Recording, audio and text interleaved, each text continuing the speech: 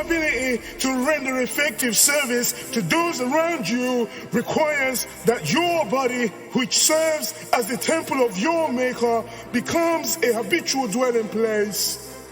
If a builder builds a lovely home for himself, do you expect him to live in tents held down by tent pegs? We are purposefully knitted together and created into a complex human beings so that we can become his dwelling place. You are his eyes to see what he will say to you, his ears to run with a word spoken to you, his mouth to declare what you see and hear. The difference between a progressive life and one on a slow lane is linked to the level of revelation available to you. Would you build a Fortune 500 company and put its headquarters on a small remote island with limited access? You are a Fortune 500 woman and man, and residing in you is the headquarters fitting for the CEO of your destiny.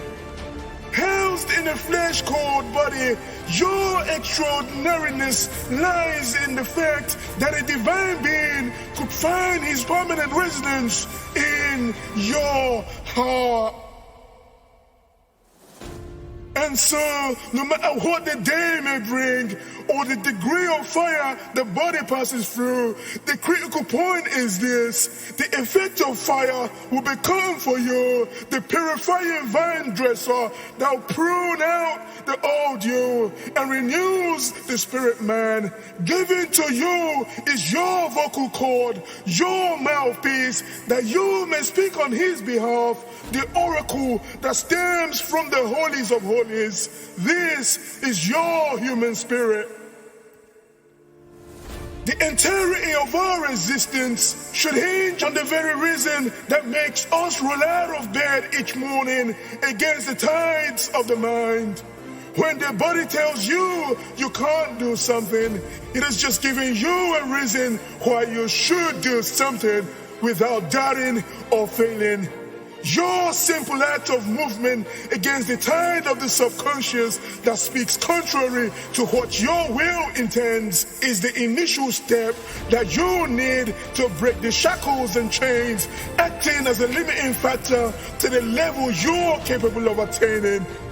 Understand this: as a house is kept clean from the parasite that causes a stench, and as a guest house is made ready in anticipation of a guest's arrival, so also we are to keep our body constantly away from the little foxes that spoil the vine. Why? Because as small as these foxes may look, the magnitude of the damage caused to the vine is a summation of the footprints that these little foxes leave behind. The constant battles you may be engaged in today against these little foxes directly indicates that there is far more to you than meets the eye. So I ask you to arise this day, begin to declare, He lives, He lives, Christ Jesus lives in me.